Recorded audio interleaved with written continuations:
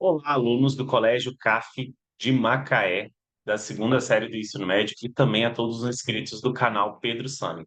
Mais uma videoaula de Química. Nessa videoaula, nós vamos estar corrigindo, tá? Uma lista de exercícios de revisão que os alunos desse colégio aqui de Macaé vão estar fazendo o nosso teste de Química na semana que vem. Então, você que é inscrito do canal, quer saber mais sobre os seguintes assuntos: estequiometria com rendimento, reagente em excesso ilimitante, soluções e classificação das suas soluções, coeficiente de solubilidade, gráficos de solubilidade, e também na parte de química orgânica, nomenclatura de hidrocarbonetos, classificação de cadeias carbônicas. Eu convido a você estar nesse vídeo e acompanhar a resolução junto comigo. Então vamos lá, vamos começar, sem mais delongas, a nossa correção da nossa revisão. Então, tá aí projetadinha aí a revisão para o teste da segunda série do segundo bimestre. Então vamos lá, gente. Vamos começar aí com a primeira questão, que é uma questão de estequiometria que envolve rendimento. Diz o seguinte: o silicato de sódio NaISO3, utilizado na composição do cimento, pode ser obtido através de um processo de calcinação em elevada temperatura da sílica SO2 com carbonato de sódio Na2CO3, de acordo com a equação química balanceada representada a seguir. Considerando que o rendimento desse processo foi de quanto aí? Foi de 70%. Então, considerando o rendimento de 70%,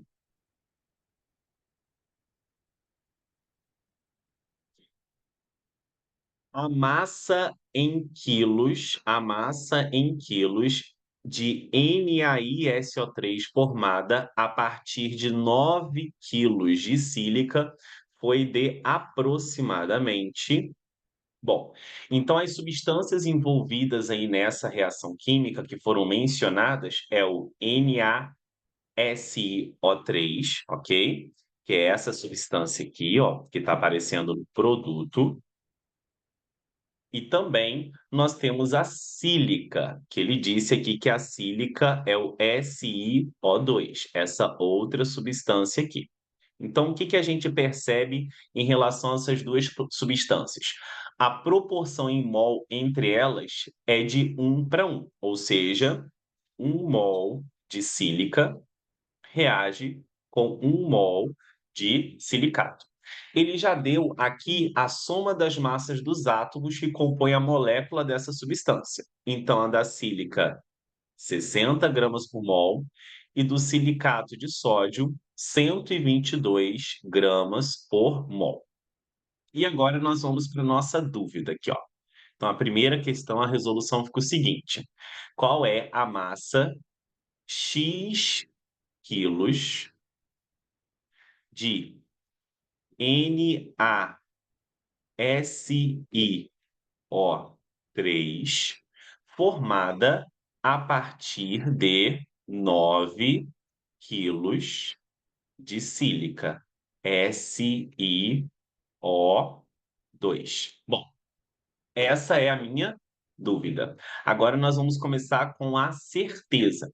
Qual a certeza que nós temos? A massa de 1 mol é 122 gramas do NaSiO3. Então, quando eu tenho 122 gramas de NaSiO3,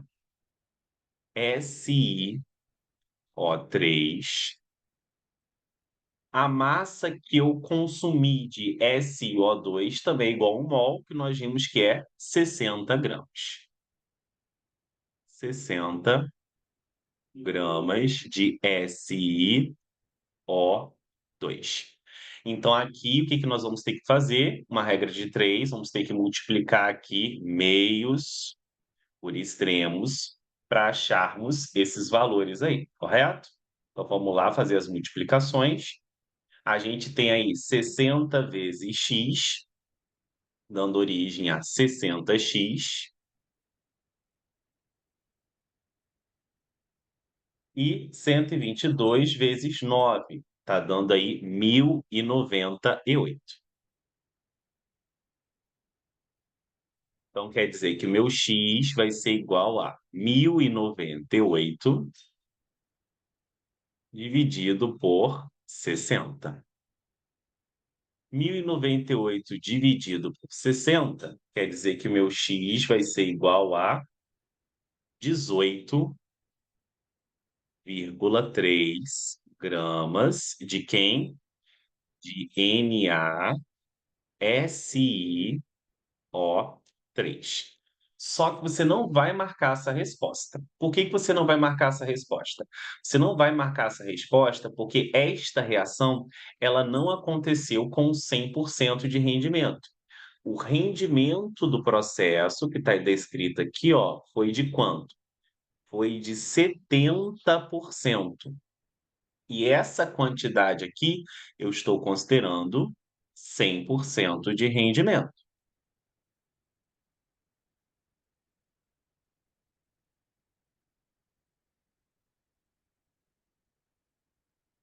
Logo, quando eu tiver 70%, o que que eu vou fazer? Mais uma regra de 3. Então, aqui, ó, 18,3 gramas correspondem aos meus 100%. Só que a reação se processou com 70% de rendimento. 70% vai ser igual a X gramas. Então, aqui a gente consegue simplificar isso, cortando esse zero com esse, e aí multiplicando meios por extremos. Então, vamos lá fazer a nossa conta. X vezes 10, então aqui vai ser igual a 10x,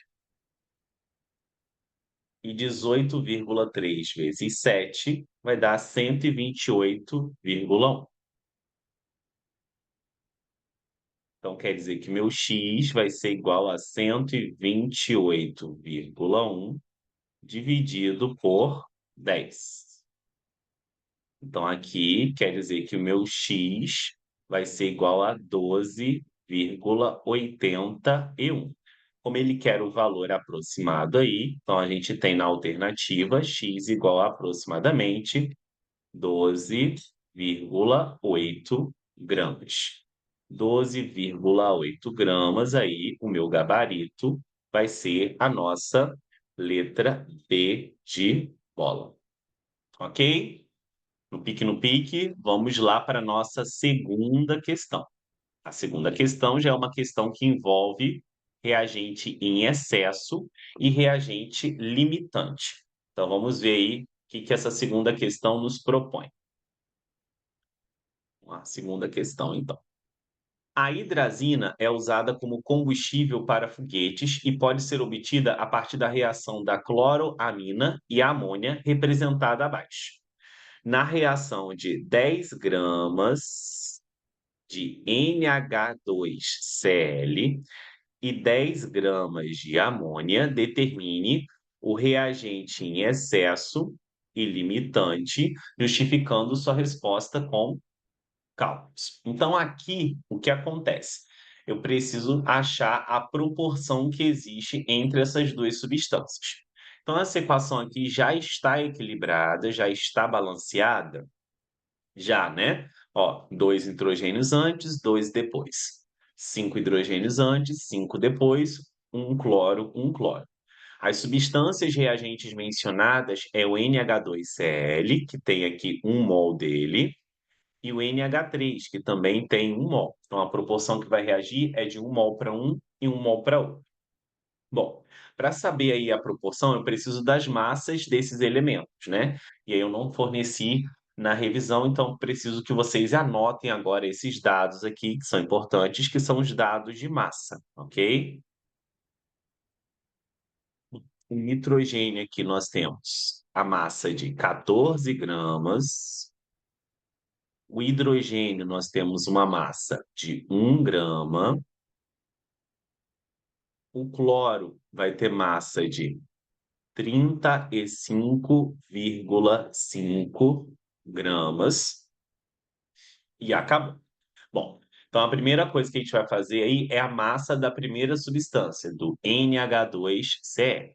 Vamos lá. A massa do NH2Cl vai ser igual ao seguinte: o nitrogênio tem massa 14, cada hidrogênio tem massa 1, como eu tenho 2 vezes 2, e o cloro tem massa 35,5.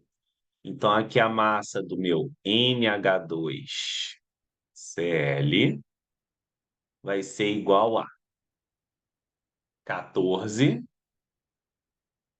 mais 2 mais 35,5.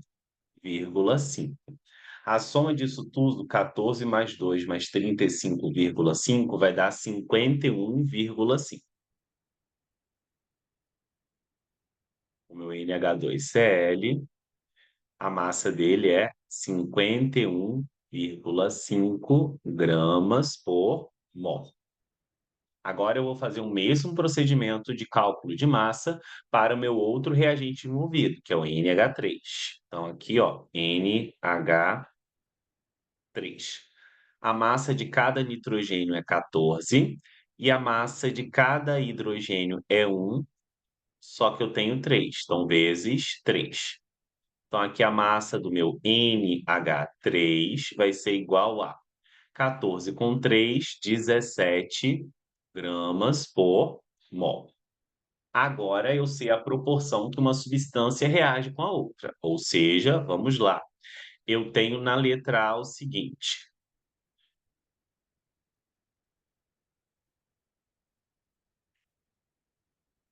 51,5 gramas de NH2Cl reagem com 17 gramas de NH3. Agora, ele colocou 10 gramas de uma substância e 10 gramas da outra substância, a mesma quantidade das duas. Você perceba que eu tenho que ter mais de NH2Cl em relação à quantidade do NH3. E eu tenho a mesma quantidade. Então, provavelmente, a gente já leva à conclusão de que meu NH2Cl vai ser o meu reagente limitante. Ele tem que estar numa quantidade superior, né? Aproximadamente aqui, ó, tem que ser 3 vezes mais, porque 17 vezes 3 vai dar 51. Mas justificando com cálculos, eu vou pegar e vou colocar aqui, ó. Se eu tiver 10 gramas de NH3, quanto que eu deveria ter de NH2Cl? X gramas de NH2Cl. Então, aqui, o que eu vou fazer agora? Vou multiplicar cruzado, ou seja, multiplicar meios por extremos. Vou fazer as minhas contas. X vezes 17, então aqui vai ser o quê? 17x. 51,5 vezes 10 vai dar 515,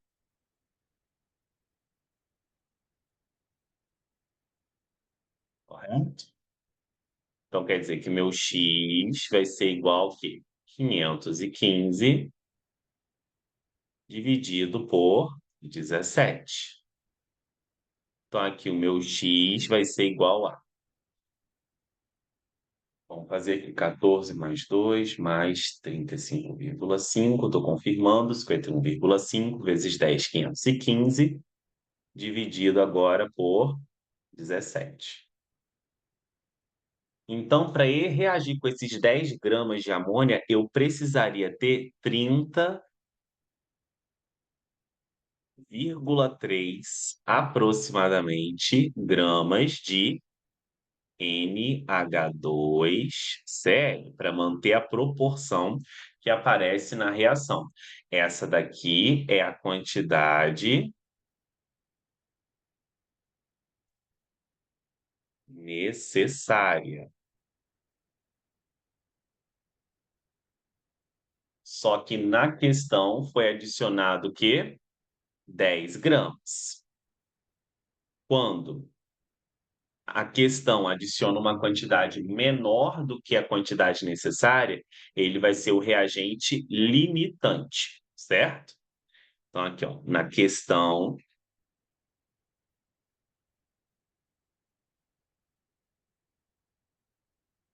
não foi fornecida essa quantidade, foi fornecido 10 gramas de NH2, certo? Então, a quantidade da questão é inferior à quantidade necessária. Então, quer dizer que neste caso aqui, o NH2Cl vai ser o quê? O meu reagente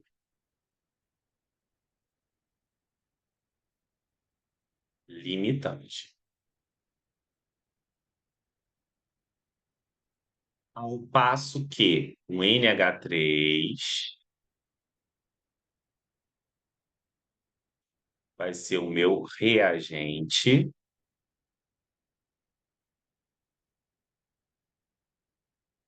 em excesso. Ok? Tranquilo? Então, lembrando, o reagente limitante ele vai estar numa quantidade que inferior à necessária.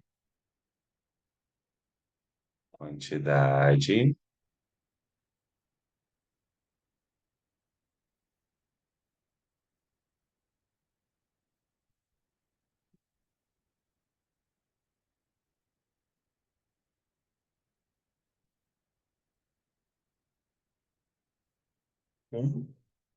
essa é a letra A. Agora nós vamos para a nossa letra B. A quantidade de NH2, a quantidade de hidrazina, que é o N2H4, produzida. Então vamos fazer a letra B aqui, ó. Quando eu quero saber a quantidade de um produto, quando eu tenho a quantidade de dois reagentes aqui, aí eu tenho que verificar quem está em excesso limitante, você vai, para achar a quantidade de um produto, utilizar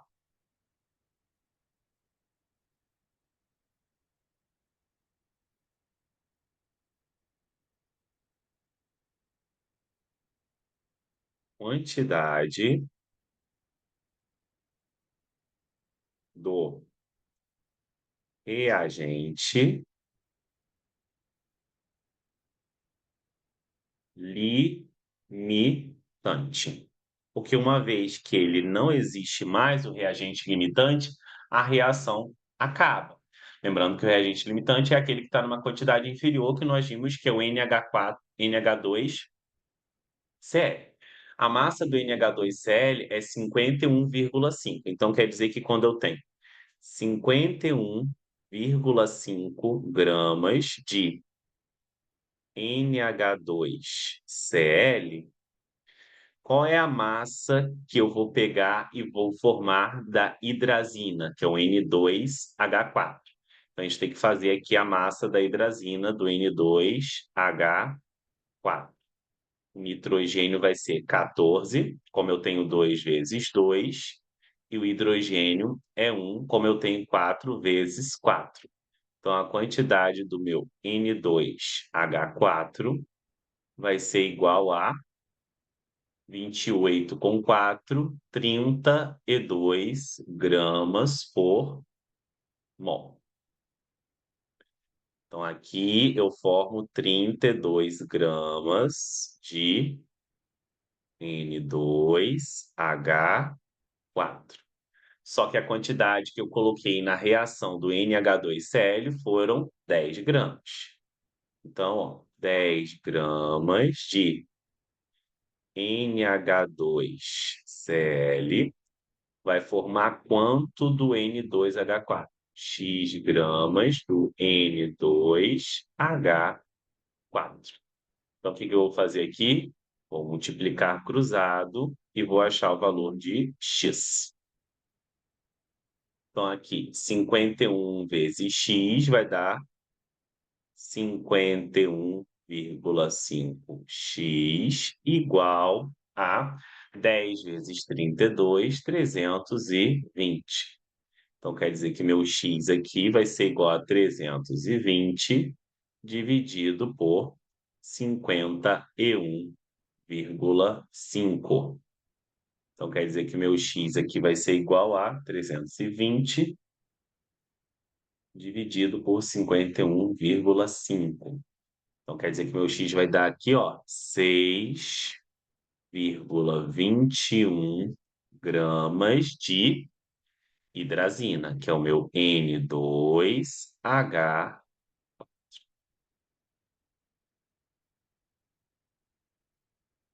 Essa é a minha resposta. Ok? No pique no pique, agora nós vamos para a questão 3, que é uma questão que envolve classificação de soluções. Então vamos lá, o que diz essa questão, que é a questão de número 3. Observe o desenho a seguir. Então nós temos aqui uma bateria, onde eu tenho um polo positivo e um polo negativo, um fio de cobre, uma água e um becker.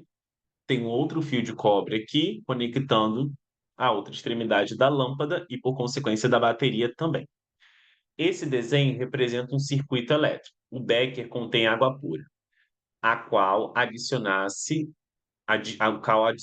desculpa, uma das seguintes substâncias.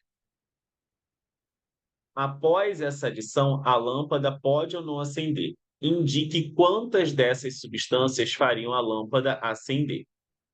Bom, para que a lâmpada acenda, certo? A gente precisa lembrar que eu vou ter que ter uma solução que conduz eletricidade.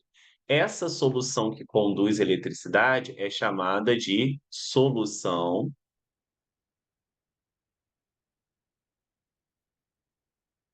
eletrolítica. Uma solução eletrolítica é aquela que conduz eletricidade. E aí, se eu sei que ela conduz eletricidade, eu preciso adicionar aí um soluto, uma substância que vai se dissolver, que possibilite a condução de eletricidade. E aí só existem duas possibilidades de soluto que podem conduzir eletricidade. Então aqui vamos lá. Solutos eletrolíticos. Quais vão ser os meus solutos eletrolíticos? Aqueles que fazem ligação iônica, ou seja, compostos iônicos, deixa eu botar aqui assim.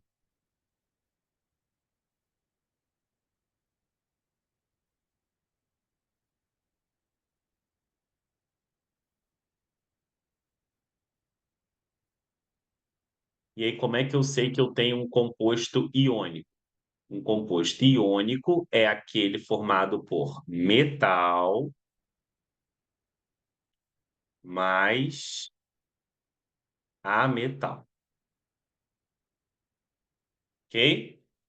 E nós temos também outro soluto além de compostos iônicos que conduzem eletricidade, que vão ser os ácidos.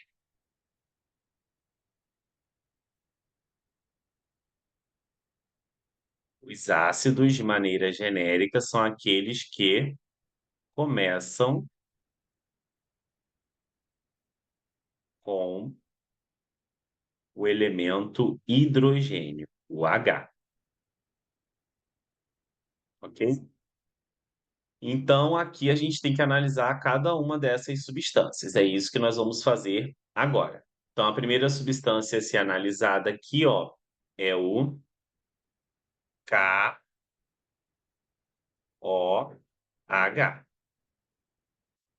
Então, o que que a gente vai perceber aí no KOH? Se vocês forem olhar na tabela periódica, o potássio, tá? É um metal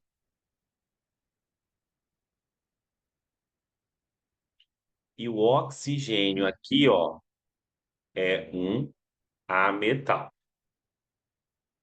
Independente da ligação que o oxigênio faça com o hidrogênio, que é covalente, só de ter um metal ou ametal, aqui o soluto vai ser o quê? Iônico. E se vai ser iônico, ele vai fazer a lâmpada acender se eu dissolver naquela solução ali. O meu próximo soluto que eu vou analisar é o meu C2,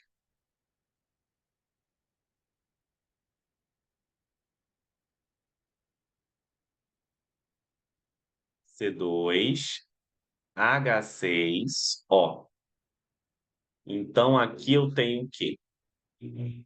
Eu tenho o seguinte, eu tenho carbono, que a gente vai perceber que ele é ametal, o H, que a gente sabe que é quem? O hidrogênio, não tem uma classificação, ele não tem essa classificação de ser metal, ametal ou ainda gás nobre, ele é o hidrogênio. E nós temos o O, que é um ametal.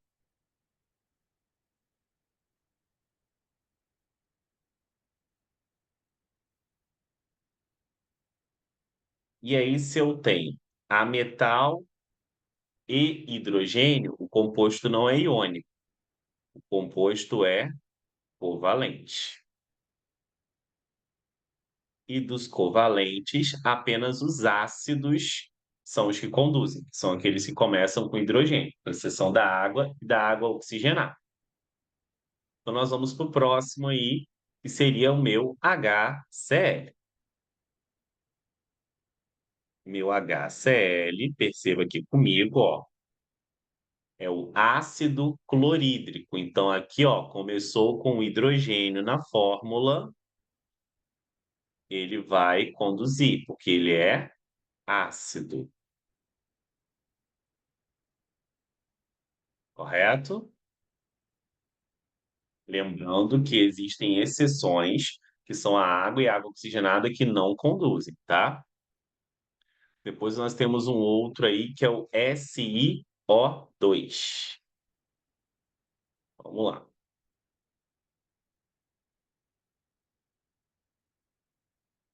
SiO2.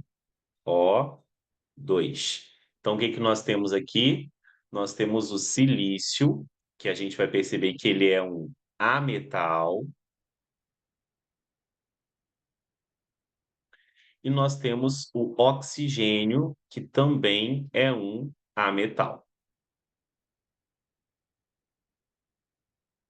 Então, se eu tenho ametal mais ametal, aqui vai ser covalente.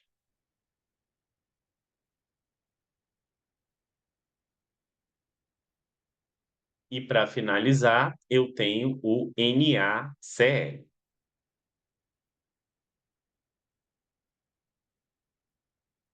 Então, o NaCl, vocês vão verificar o seguinte, que o sódio, ele é metal,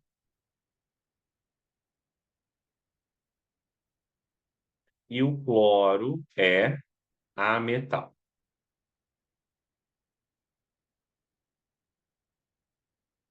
Então, se eu tenho metal mais ametal, a ligação aqui vai ser o quê? Iônica.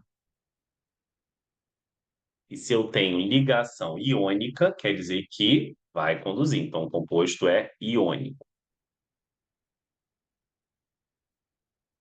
Então, quais vão ser aqueles que conduzem, professor? Vou botar de verdinho aqui, vou circular o de verde os que conduzem, tá? Então, aqui nós vamos ter o KOH, que vai ser iônico, então vai conduzir. A gente vai ter o HCl, que é um ácido, então ácidos também conduzem. E a gente vai ter o NaCl, que é um segundo iônico, também vai conduzir. Então, aqui são três solutos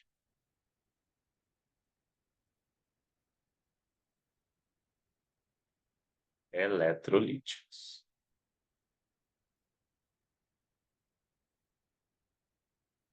E aí, o que que acontece? O nosso gabarito vai ser a letra C de casa, ok? Certo, gente? Alguma dúvida? Então, percebam aí que é muito importante que você saiba identificar essa questão aí, se é metal ou ametal na tabela periódica. Como é importante isso, eu vou projetar uma tabela rapidamente e vou mostrar como é que se identifica. Nós temos a tabela periódica, como eu falei que eu ia mostrar para vocês. E aqui, ó, existe uma linha de divisão, não sei se vocês estão percebendo, um pouco mais escura. Vai ser essa tabela que vocês vão receber na prova, somente preta e branca. E aí, tudo que tiver à esquerda dessa linha de divisão, dessa escadinha aqui, ó, vão ser os metais, com exceção do hidrogênio. Tudo que estiver à direita dessa escadinha aqui, ó, vão ser os ametais, com exceção da coluna 18 ou família 8A, que são os gases nobres.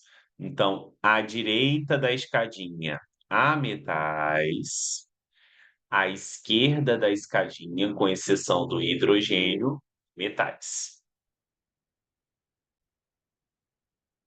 Assim que a gente consegue pegar e conseguir determinar aí quem é metal e quem é ametal, ok? Bom, agora nós vamos para a nossa quarta questão. Então, vou fazer o seguinte aqui, como eu utilizei bastante espaço, eu vou pegar, vou só abaixar um pouco aqui as imagens, para eu conseguir ter um espaço bem livrezinho. Então, vamos para a questão de número 4. A tabela a seguir fornece os valores da solubilidade do cloreto de sódio, então que a gente tem que saber a fórmula química dessa substância, que é o NaCl, e o hidróxido de sódio, que a fórmula química desse é o NaOH.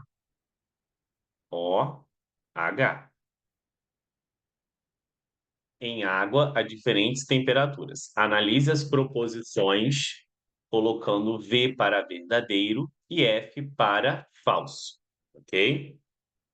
Então, V para verdadeiro e F para falso. O hidróxido de sódio, que é o NaOH, é mais solúvel em água que o cloreto de sódio a qualquer temperatura. Isso está verdade. Perceba aqui, ó, que 42 é maior do que 37,5 a 0 °C, que 109 é maior do que 36 a 20 °C, que 145 é maior que 37 a 50 °C, e 347 é maior que 39,8 a 100 °C. Então, isso aqui, verdadeiro. A próxima fala o seguinte: as dissoluções do NaCl e do NaOH são exotérmicas. Então, existe aqui o que nós chamamos de dissolução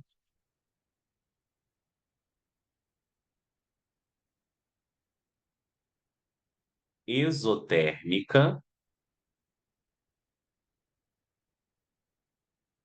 que é aquela que o aumento da temperatura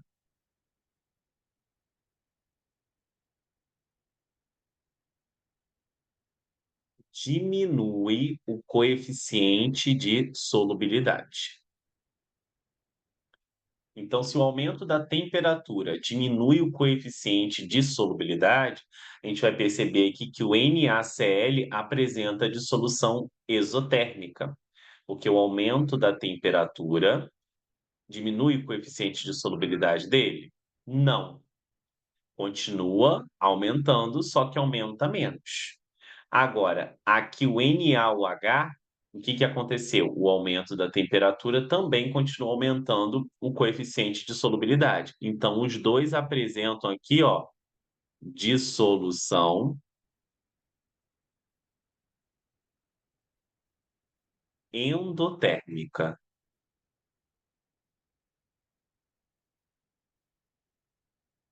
Ou seja, os dois, o aumento da temperatura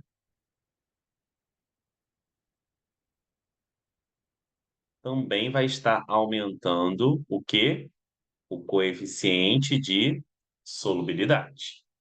Então, os que apresentam dissolução isotérmica vai ser tanto o NaCl quanto também o NaOH. Então, aqui não apresentam dissoluções exotérmicas, é falso, são endotérmicos. A massa de NaCl que satura 250 gramas de água a 50 graus Celsius é 92,5. Então, o que a gente vai ter que fazer aqui? A gente vai ter que pegar 50 graus Celsius, que é o padrão de referência da temperatura, e vai ter que ver a solubilidade que eu consigo dissolver dessa substância em 250 gramas de água e verificar se é 92,5. Olha só, qual é a substância? NaCl. Então, aqui, ó, 50 graus Celsius, NaCl, a quantidade é 37 gramas por 100 gramas de água. Então, vamos lá, verificando o terceiro parênteses. Eu tenho 37 gramas de NaCl que conseguem ser dissolvidos em 100 gramas de H2O.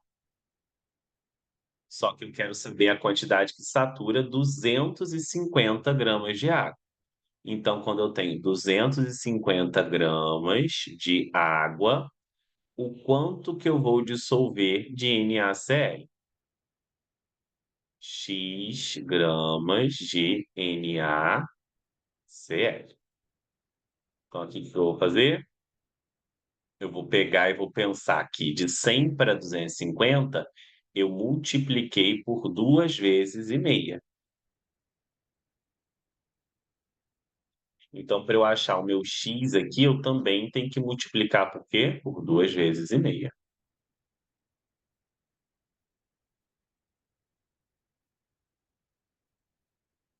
Então, quer dizer que meu x aqui vai ser igual a 37 vezes 2 vezes e meia. 37 vezes 2 vezes e meia vai ser igual a 92,5. Então, 92,5 gramas de NaCl é a máxima quantidade dessa substância que eu consigo dissolver nessa temperatura de 50 graus Celsius. Então, isso aqui é verdadeiro. Agora vamos para a próxima. Verdinha aqui, ó. Adicionando 145 gramas de NaOH em 100 gramas de água a 20 graus Celsius, tem-se uma solução insaturada, ou seja, eu dissolvi abaixo do máximo. Então, qual é a temperatura? 20 graus Celsius. Qual é a substância? NaOH. Então, aqui, ó, a 20 graus Celsius, eu consigo dissolver quanto de NaOH? A 20 graus Celsius, eu consigo dissolver até 109 gramas de NaOH em 100 gramas de água. É só olhar na tabela.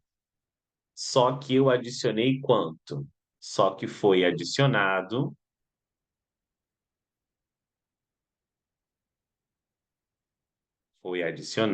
ADD, quanto? 145 gramas de NaOH. Então, eu adicionei uma quantidade superior ao máximo, porque esse aqui é o máximo, na mesma quantidade de água, nos mesmos 100 gramas de água. Então, se a quantidade máxima é 109 e eu adicionei 145, quando adiciono uma quantidade superior à máxima, quantidade adicionada é maior que o coeficiente de solubilidade, que a quantidade máxima é o meu coeficiente de solubilidade. Então, quando eu tenho esta situação, quer dizer que a solução vai ser supersaturada.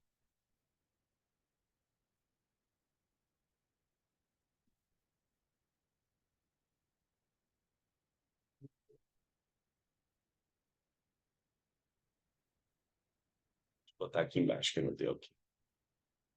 Solução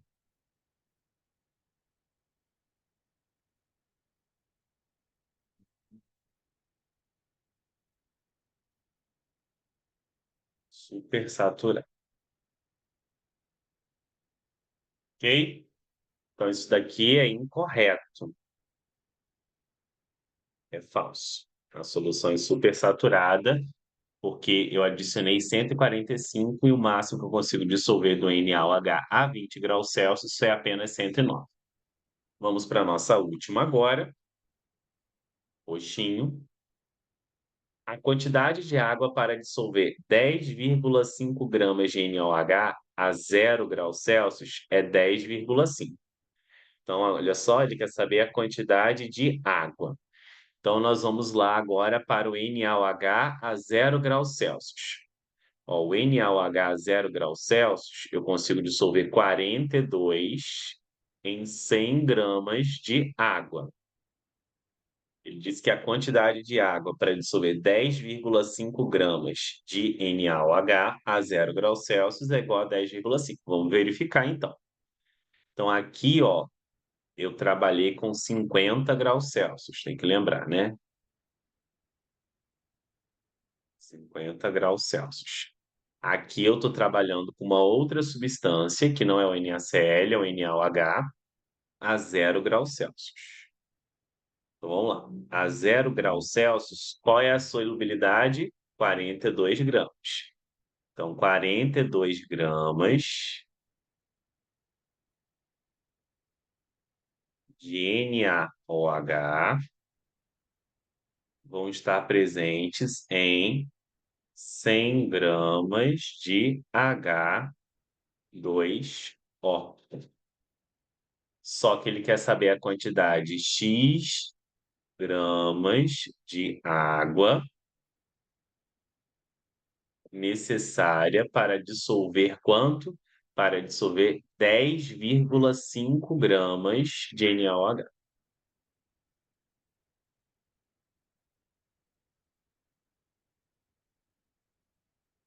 Então, aqui que eu vou fazer? Vou pegar e vou pensar aqui numa proporção que existe, porque há uma proporção. De 42 para 10,5, a proporção que existe é dividir por 4.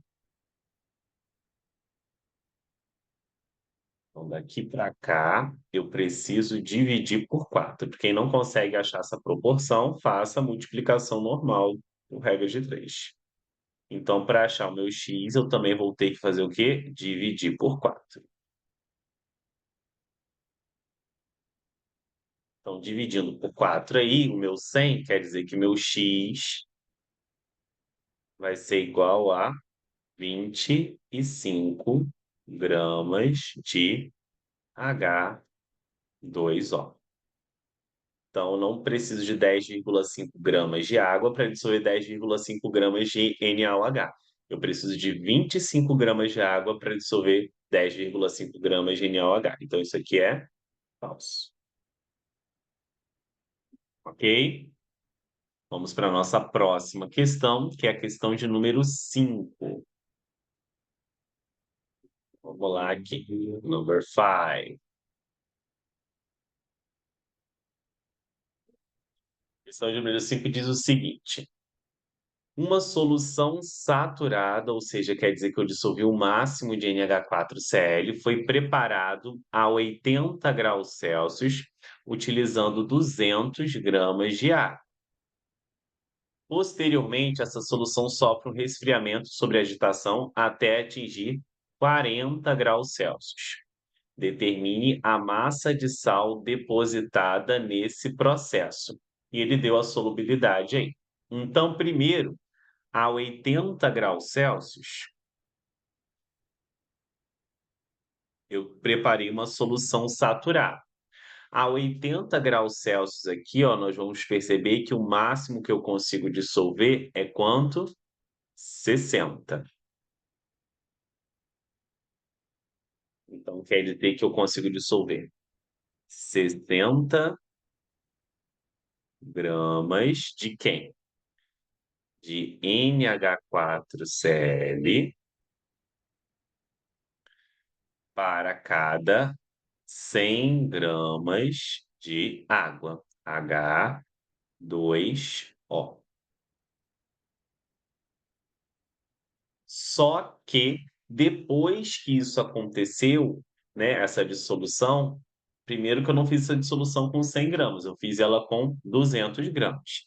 Então, vou ter que achar qual é a quantidade que eu tenho que adicionar do NH4Cl nos 200 gramas para que ela seja uma solução que saturada. Então, aqui, ó, a quantidade máxima que eu vou dissolver X gramas de NH4Cl. Então, o que que aconteceu de 100 para 200? De 100 para 200, quer dizer que aqui eu multipliquei por 2. Então, quer dizer que para achar o meu x, eu também vou ter que multiplicar por 2. Então, meu x aqui vai ser igual a 120. 120 gramas de NH4Cl estavam dissolvidos lá nos meus 200 gramas de água para formar minha solução saturada. Só que depois eu resfriei isso daí para quanto? Para 40. Quando eu resfriei para 40, a minha solubilidade diminuiu. Aqui, a 40 graus Celsius, eu consigo dissolver 40 gramas do NH4Cl em 100 gramas de água. Então, o que que eu vou fazer aqui agora? A 40 graus Celsius, ó. A 40 graus Celsius eu consigo dissolver 40 gramas do NH4Cl em 100 gramas de H2O. Só que quando eu resfriei para 40 minha solução, eu mantive os 200 gramas de água. Então, se eu tenho 200 gramas de água sendo resfriados, quanto que vão permanecer dissolvidos nessa nova temperatura para manter a proporção? Então, aqui vão ser X gramas de NH4Cl. Então, novamente, o que aconteceu aqui é que eu multipliquei por 2. Então, aqui, vezes 2. Então, aqui, multiplicando por 2, o meu x vai ser igual a quanto? Meu x vai ser igual a 80 gramas de NH4Cl. E o que que ele quer saber disso tudo, professor? Ele quer saber a quantidade de massa que vai ser depositada. Então, qual é a massa do sal depositada, ó, nesse processo? A massa do sal depositada nesse processo vai ser a subtração, porque eu conseguia dissolver nos 200 gramas de água 120 a 80 graus Celsius. Só que nos 40 graus Celsius, com essa mesma quantidade de água, eu consigo dissolver apenas 80. Então, dos 120 que estavam dissolvidos, apenas 80 permanecem dissolvidos. Então, a quantidade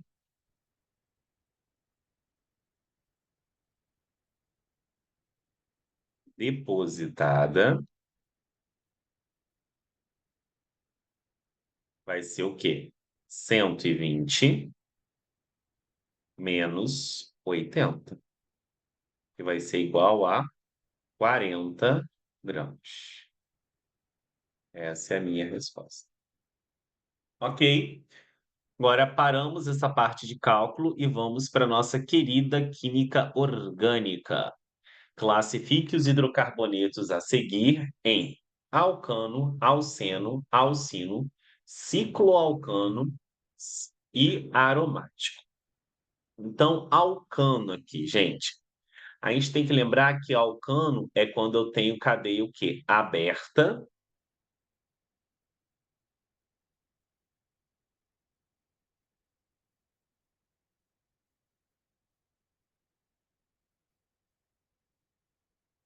e saturada, ou seja, com carbonos fazendo ligações simples, ok? Então, o que possui cadeia aberta e saturada, com carbonos fazendo ligações simples, é o B. Então, o meu B vai ser o quê? Meu alcano.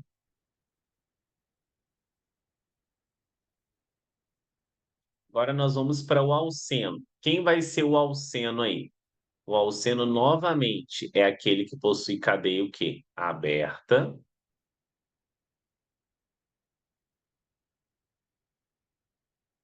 e insaturada com ligação dupla entre carbonos.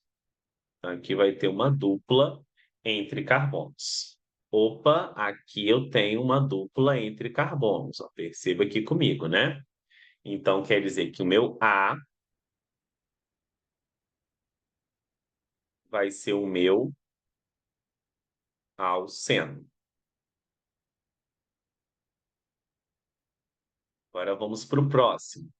Alcino. Alcino é quando eu vou ter uma cadeia o quê? Novamente aberta. Vou botar aqui do ladinho, tá, gente? De azul, ó.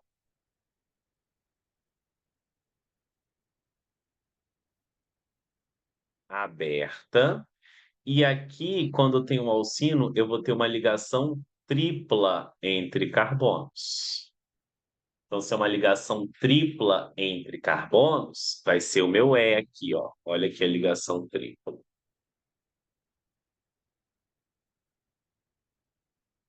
Então, o meu E vai ser o quê? O alcino. Depois eu tenho o que nós chamamos de cicloalcano. Ó, esse prefixo ciclo aqui, ó, quer dizer que a cadeia é o quê? Fechada.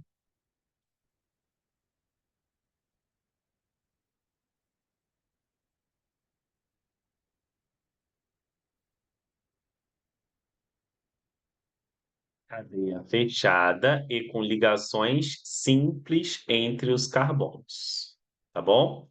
Então, fechada com ligações simples é esse daqui, ó. Olha aqui a parte fechada aqui, ó, formando uma figura geométrica. Correto? Então, quer dizer que o meu C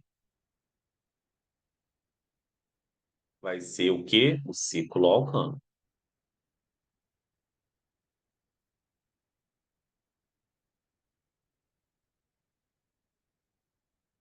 E para terminar, a gente vai ter o aromático. O que que vai ser o aromático? O aromático é quando eu tenho uma cadeia fechada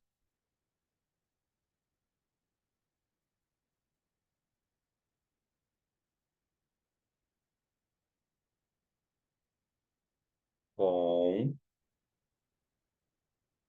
três duplas alternadas.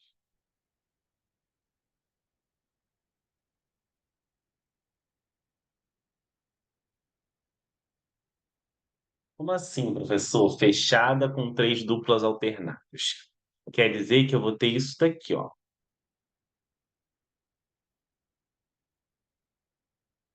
Eu vou ter um anel de 6 carbonos, ó,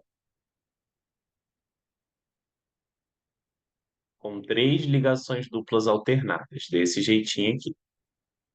Só que essas ligações duplas podem ser representadas desse jeito, ou como elas estão em constante movimento, podem ser representadas desse jeitinho aqui também, ó,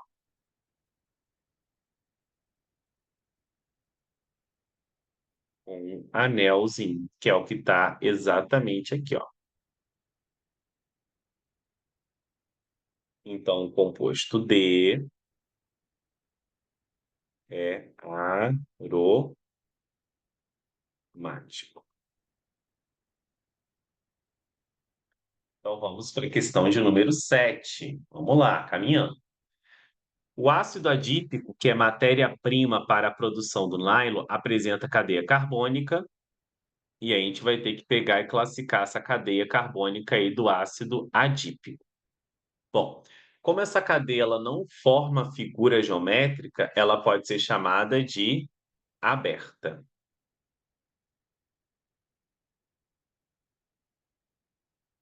Só que essa cadeia, ela também tem outras classificações além de aberta, tá bom? Aberta também pode ser chamada de acíclica ou ainda alifática. São 3 nomes para a mesma coisa. É quando uma cadeia não forma figura o quê? Geométrica. Bom, agora a gente vai ver se é normal ou ramificada. Bom, aqui eu só tenho carbonos o que nessa cadeia? Aqui eu só tenho carbonos primários e secundários. Então, esse carbono aqui, ó, é primário, porque está ligado a apenas um outro carbono. Esse aqui é secundário, porque está ligado a dois outros carbonos. Esse também é secundário. Esse também é secundário. Esse também é secundário. E esse daqui é primário. Então, se eu só tenho carbonos primários e secundários, a cadeia é normal. E quando que ela é ramificada, professor? Quando tiver um carbono terciário ou quaternário, tá bom? Agora vamos para a próxima classificação: saturada ou insaturada. Essa cadeia aqui vai ser classificada como saturada. Por que que ela vai ser saturada? Porque só tem ligações simples entre os carbonos, ok? Então perceba aqui que as ligações que o carbono faz com outro carbono são só ligações simples. Por mais que exista uma dupla ligação entre o carbono e o oxigênio, no final dessas cadeias, o que importa para ser saturado ou insaturada são as ligações simples entre carbonos. Se tivesse ligação dupla entre carbonos, seria insaturado. E, para finalizar, a última classificação, homogênea ou heterogênea. E vai ser também classificada como homogênea porque a sequência de carbonos não é interrompida por nenhum átomo. Quando a sequência de carbonos não é interrompida, ela é homogênea. Ou seja, quando eu tenho esta representação aqui, ó, C, C, C, C, ou seja, não tem nenhum outro átomo interrompendo a sequência de carbonos. Se eu tivesse átomos interrompendo a sequência de carbonos, aí seria heterogêneo. Ok? Questão 7 respondida.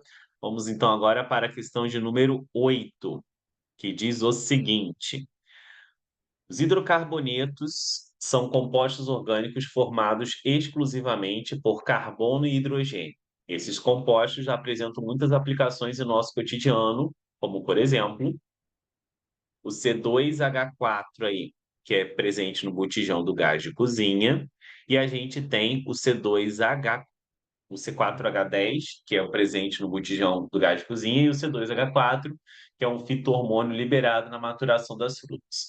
Com relação à classificação desses hidrocarbonetos, podemos classificá-los como... Então, olha só. Aqui eu tenho esta fórmula aqui, ó, C4H10. Toda vez que eu tiver um composto que é classificado como alcano, que nós já vimos lá, que é cadeia o quê? Aberta e saturada, a fórmula geral dele é o quê? CnH2n mais 2. Ou seja, a quantidade de hidrogênios é o dobro da quantidade de carbonos mais 2. O dobro de 4, 8. Mais 2, 10. Então, isso daqui é um alcano.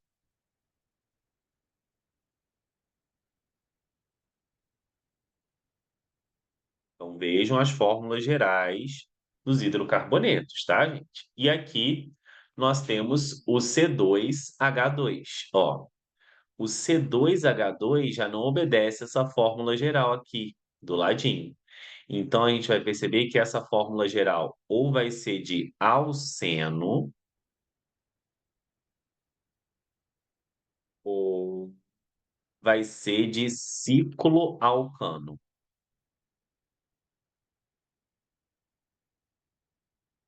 Tanto um alceno quanto um cicloalcano vai ter fórmula geral o quê? CnH2n. Ou seja, a quantidade de hidrogênios é o dobro da de carbonos. Então, aqui eu poderia ter um alceno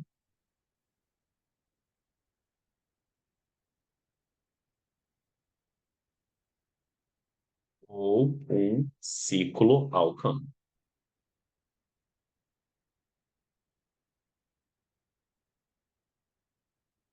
E aí? Então, a alternativa que tem esses dois aí, ó, vai ser alcano, e ele não deu a possibilidade de cicloalcano, então vai ser alceno. Então, a alternativa que vai ter isso, alcano e alceno, é a letra A. Vamos lá. A cadeia carbônica que é acíclica, que é a mesma coisa que aberta,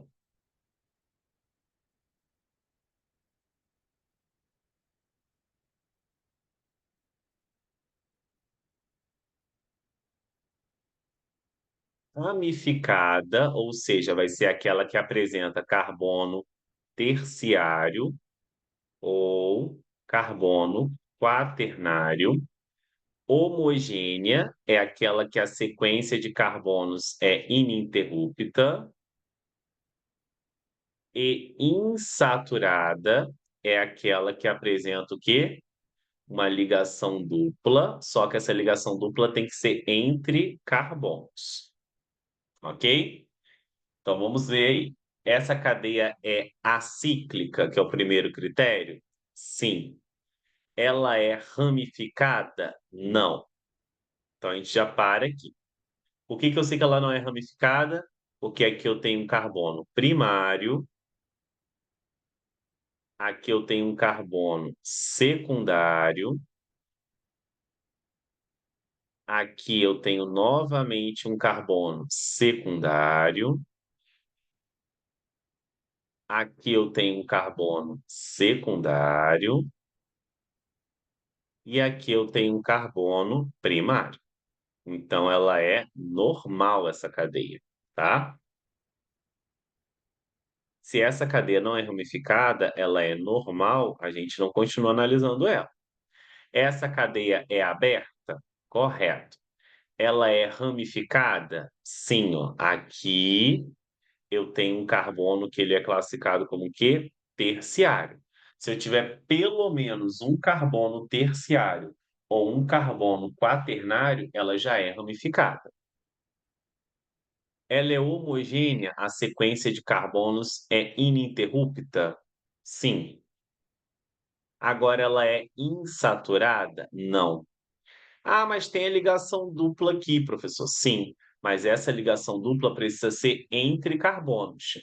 E essa ligação dupla aqui é uma ligação dupla entre carbono e oxigênio, tá bom? Vamos para D aqui agora. Ela é acíclica? Correto. Ela é ramificada? Também. Olha aqui a presença do meu carbono terciário aqui, ó. Aqui a gente tem a presença de um carbono primário, secundário. Aqui não é terciário, não, mas ali já tem um terciário. Ela é homogênea? Não. Então, aqui, ó, no terceiro critério de classificação, está incorreto. Por quê? Porque eu tenho o oxigênio aqui, ó, como um heteroátomo.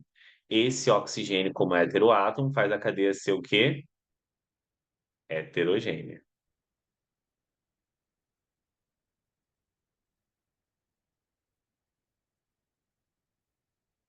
Certo?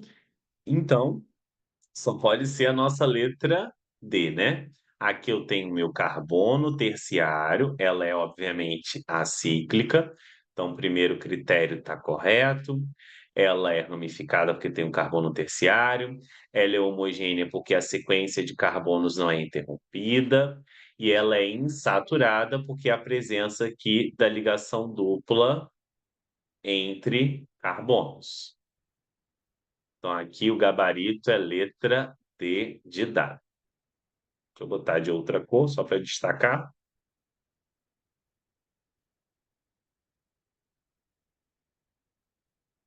Pode ser azul clarinho aqui. Letra D. E vamos para a nossa última questão, que diz o seguinte, que é a questão 10. Dê a nomenclatura dos hidrocarbonetos a seguir. Então, na nomenclatura, nós sabemos que existe um prefixo que indica a quantidade de carbonos, depois o infixo que indica o tipo de ligação, e depois o sufixo "o". Então, aqui, nesse primeiro aqui, nós temos quantos carbonos? Vamos lá. Nesse primeiro aqui, nós temos o seguinte: um, dois, três, quatro, cinco, seis, sete e, para finalizar, oito. Então, se são oito carbonos, o prefixo é oct. Como aqui eu só faço ligações simples, hidrocarboneto, o, octano, o primeiro. O segundo, nós temos que numerar essa cadeia de modo que a ligação tripla ali fique no menor número possível. Então, vou começar dessa extremidade aqui, porque está mais próximo dessa extremidade. Então, vamos lá. Um, dois, três, quatro, cinco, seis e, para finalizar, sete. Então, o composto 2 aqui representado vai ser o hept-3-ino. Vamos para o composto 3. O composto 3 eu tenho uma cadeia fechada. Então, quando eu tenho uma cadeia fechada, eu tenho que colocar o ciclo. E aqui eu tenho uma ligação dupla, ó. Então, se eu tenho uma ligação dupla aqui, eu tenho que botar o em. Quando eu tinha uma ligação tripla aqui, a gente viu que eu tive que botar o in. Ó, tripla in. Dupla em. Então, fechada com dupla. Quatro carbonos. Quando eu tenho quatro carbonos, o prefixo é but. Então, aqui o meu composto 3 vai ser o ciclo buteno. Vamos para o próximo. O composto 4 aí, representado, também é cadeia fechada, mas só tem ligações simples. Então é AN de novo, que nem o de vermelho. Só que a cadeia fechada com três carbonos. Quando é três carbonos, é prop. Então aqui vai ficar ciclo propano. E o composto 5 aí representado, tá? Vou botar de roxinho. É um composto que apresenta ligação dupla. Então aqui vai ser em. E aí, quando eu tenho ligação dupla com em, o 5 aí seria o quê? Apenas propeno.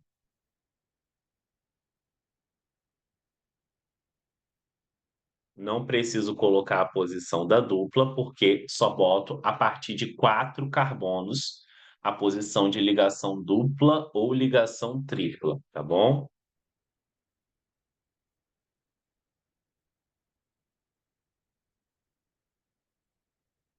Somente a partir de quatro carbonos na cadeia principal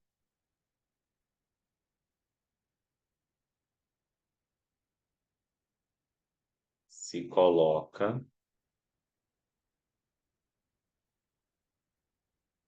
a posição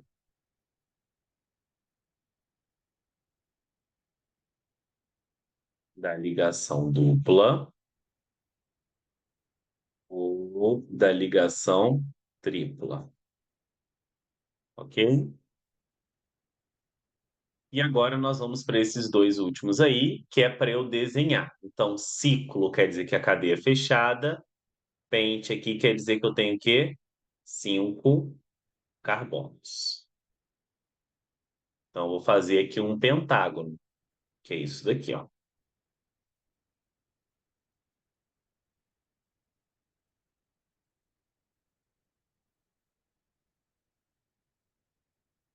Então, isso daí seria o meu ciclopentano. Parece um ciclo. Ficou horrível, mas tudo bem, gente. Vamos lá, que eu já estou cansadíssimo. E vamos agora para o outro, que é o hexano. Então, quer dizer que é hex, quer dizer que eu tenho 6 carbonos, e an só tem ligações o quê? Simples entre esses 6 carbonos. Então, eu posso desenhar ou desse jeitinho aqui, ou posso desenhar em bastão. 2, 3, 4, 5, 6.